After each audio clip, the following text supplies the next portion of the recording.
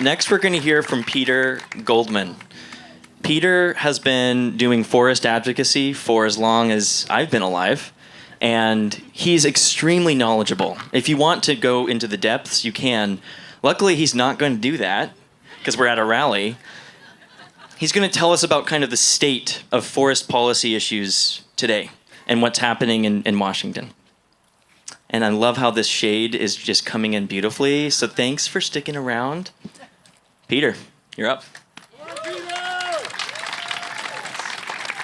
And let me get you this mic. Yeah. That was a hard act to follow. Where is she? That was beautiful. We're not going to close our eyes! No way. We're not closing our eyes. Wow. Thank you, Alex. Look at this crowd. This is amazing. Thank you for coming. I want to thank you for 3 heroes who are here with us today. Kaylee Galloway, Whatcom Council, Dave Upthegrove, King County, and Megan Dunn, Snohomish County. These 3 leaders are at the cutting edge. The counties are going to make this happen, and these 3 leaders are doing it right now.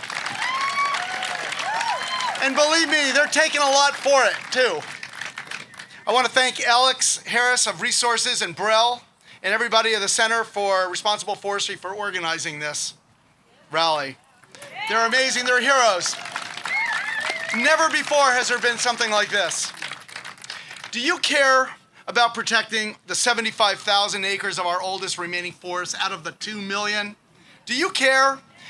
Do you want DNR to manage these forests for all the people? Like this, or do you not just for profit from these forests, like the big timber companies who have already cut their own land and who are moving on to public land now? Are you tired of seeing our old forests being logged in a way that benefits them and infuses small, unsustainable pulses of cash to rural, cash-strapped rural communities? Are you sick and tired of hearing lame timber industry race to the bottom arguments? Like, if we don't cut down our trees under our high standards and rules, they're going to be cut down somewhere else with weaker rules, weaker laws. Or phony greenwashing arguments like 2x4s are better at storing carbon than old forests. Do you think climate and science policy, not politics and corporate power, should guide how our state forests are managed? I do.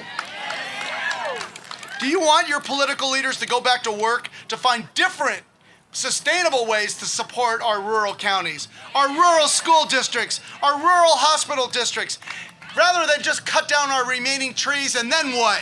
What's going to happen then?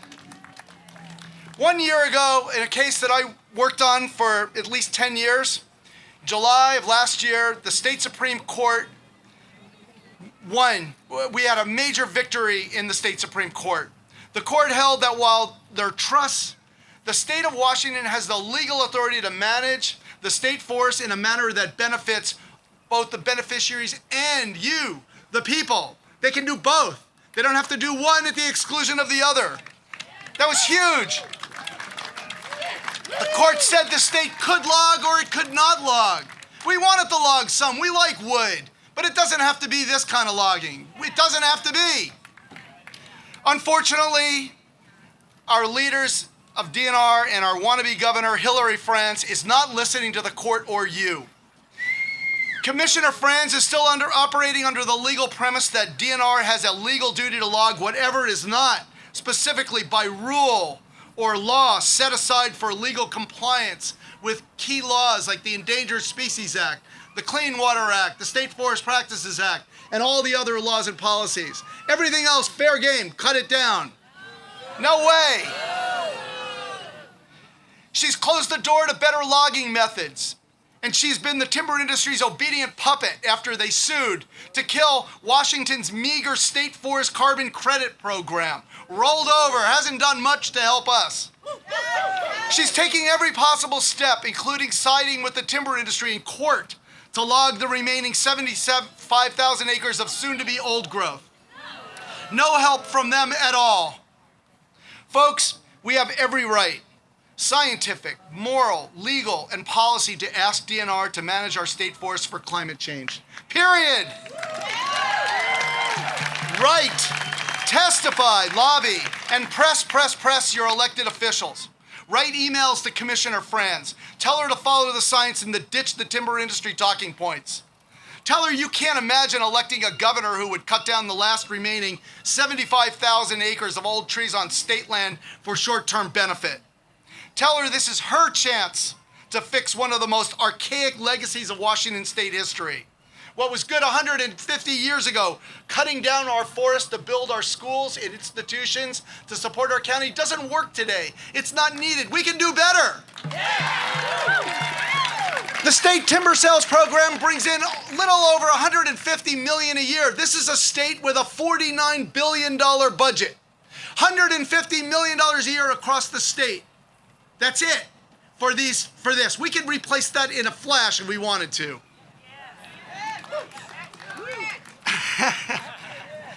Our all forests are our carbon workhorses. Saving them is something we can do now to fight climate change.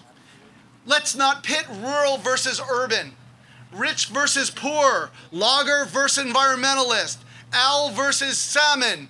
Enough of these forest wars. We can do it better, and we need to do it better. There are policies out there. Carbon credits, different kinds of logging, supply agreements. There are numerous ways to do the business out there differently than it's done today. You do not have to drive through a sea of clear cuts today. It just doesn't have to be that way. It is only that way because some in the status quo want it to stay that way. It doesn't have to be that way legally. It doesn't have to be that way from a carbon and policy standpoint. Let's change it. Thank you, you all.